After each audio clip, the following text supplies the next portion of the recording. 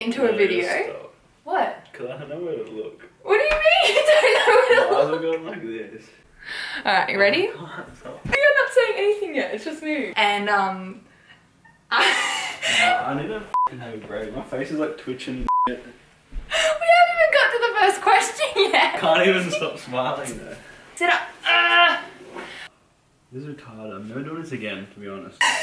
Luke loves being on camera. Are you okay? Yes. Are you okay?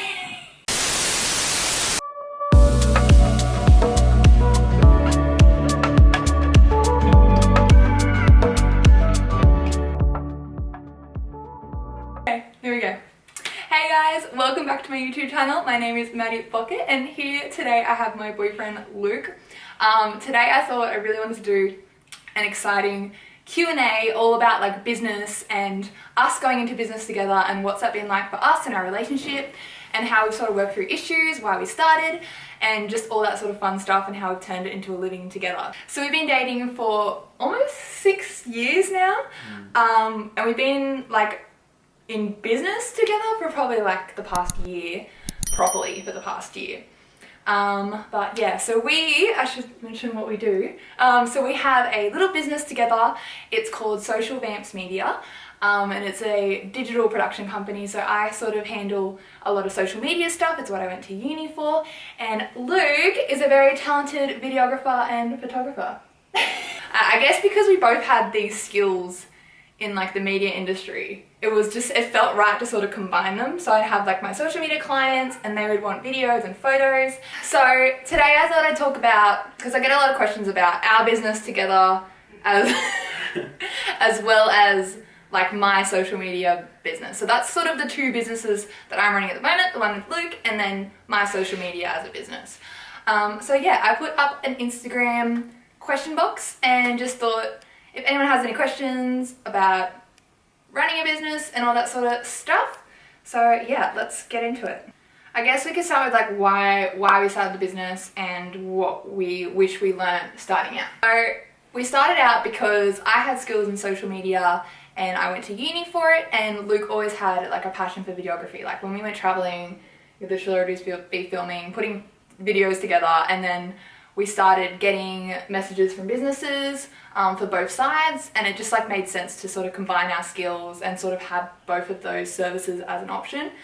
Yeah, I guess like it's grown over time for sure. The idea probably came up about like 2 years ago, and I don't know, we were so out of our like comfort zone starting it, like had no idea what we were doing. Winging. Yeah, like had no idea how to like get clients or explain to people what we're doing, that sort of thing. And it just sort of evolved the more we did it and we got better. But what I wish we did know starting out, I wish I didn't have sort of that doubt, that imposter syndrome, sort of consuming the first sort of year of starting it. I felt like I wasn't good enough to do it, I felt like I was too young, and I felt like when I finally went for it and just thought I'm learning on the job, that's sort of when it started to grow. So I wish that I just believed in myself, I guess. But yeah, what do you think? I think you just gotta get out there and do it. Yeah. Like if you expect to grow, like skills wise or just in your career, you have to go out and just do it. Like Yeah, like we just learnt by doing it. yeah, Got better at it. Kind of expected things to just happen. Yeah.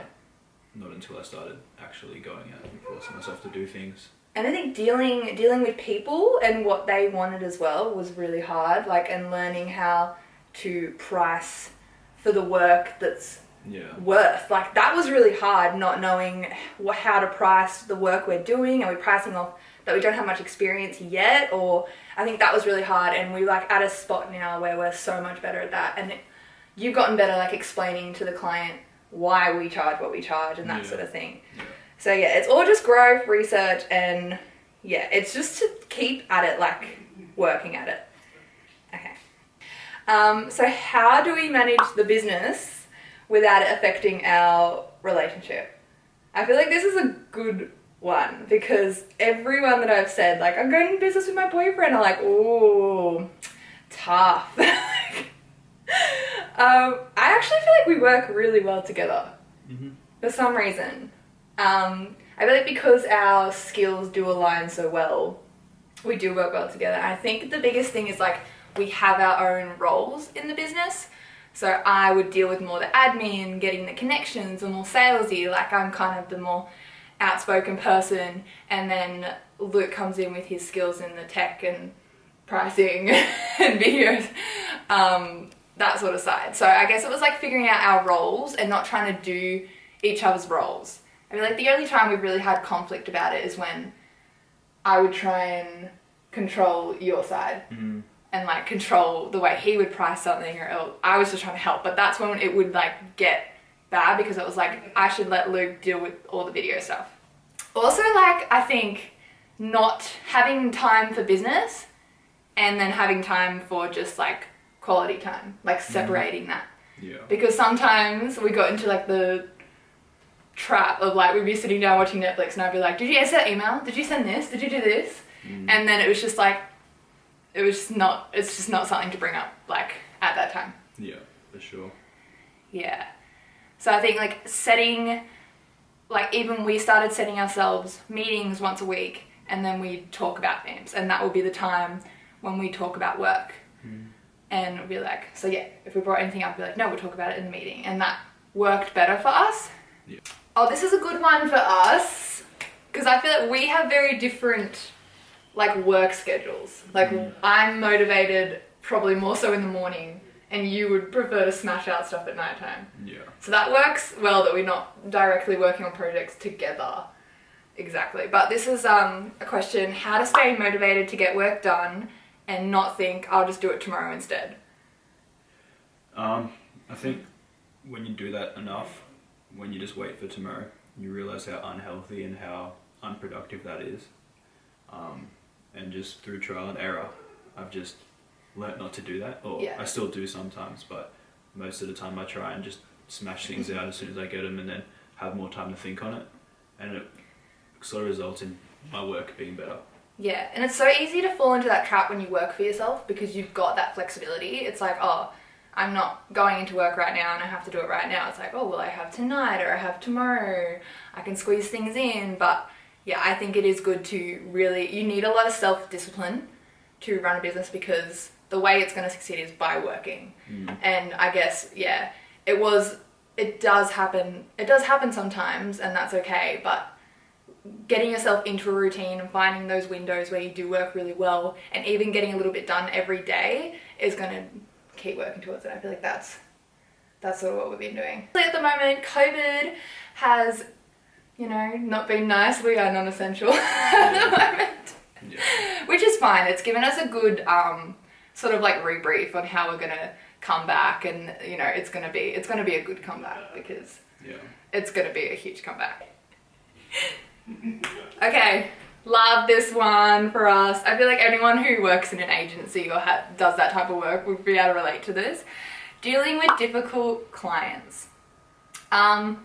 I feel like the difficulty just comes from clients not totally understanding the work, or how it works, or how much work goes into it. I feel like when people think you're running their social media, they just go, oh, well, that's super easy. And maybe they don't show appreciation in how much you're charging, or the video stuff as well. They have no idea, just how much you have to pay for storage, or Yeah, just setting boundaries and just educating them on everything, so making sure you keep them in the process, so they understand everything. Yeah, constantly updating them. That's what helped make them a not difficult client. It just comes down to communication.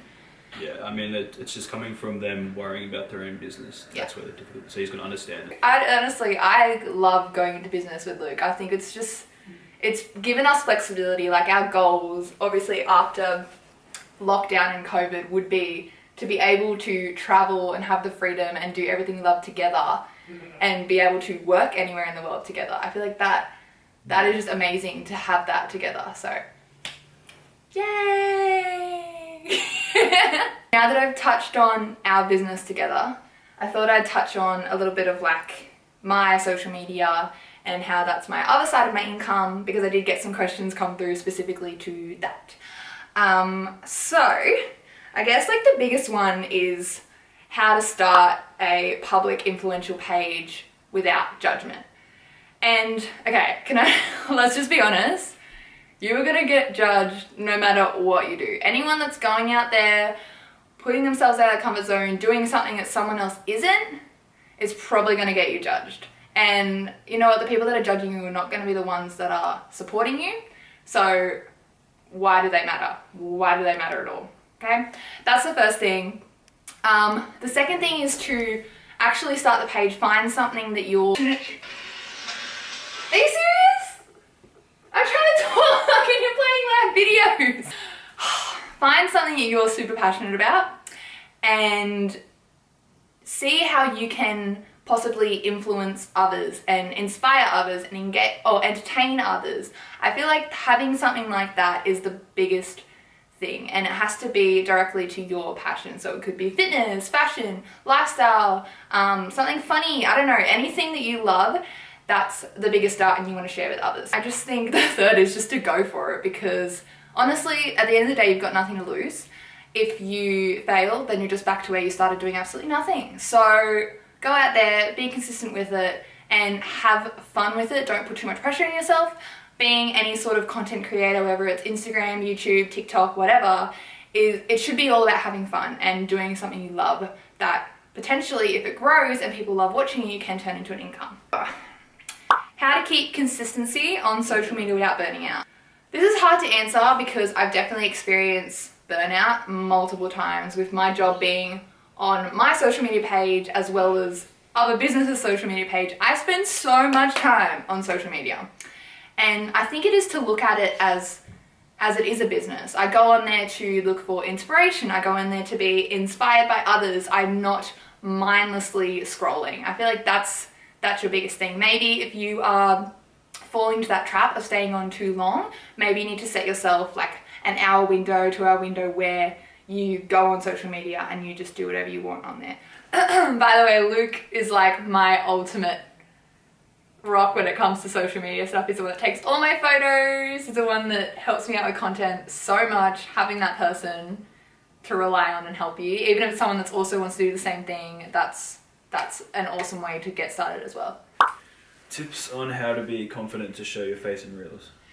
Okay, for a business and personal page, I think it's so important to show your face on your social media, and Reels are probably like the best way to do this because you can make it funny, you can make it educational, and also just putting your face to a business, people love and consumers love to see that because it makes your brand more, what's the word I'm looking for, Personal. It makes it more personal and just like sort of humanizes the brand, and they want to know, especially for a small business too, they want to know your journey, they want to know how you got there, they want to know the back end of stuff and how hard you work. So social media and Reels give you a really good avenue to show this, so that's enough reason to go up and do that. How do you track business expenses? So yeah, this is an important one for anyone wanting to start a business. I use Xero to track all my social media expenses as well as the business expenses, which is like being a lifesaver, which I got onto it earlier. But yeah, I would recommend that to anyone, or getting some sort of platform like that can track your expenses. So yeah.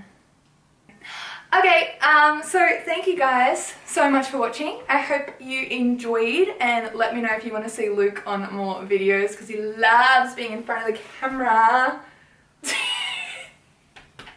You did good. Yeah, so make sure you give this video a big thumbs up if you liked it, and go check out some of my other videos because it really helps my channel. And please subscribe if you haven't already, and I will see you in the next video. Bye. Say bye.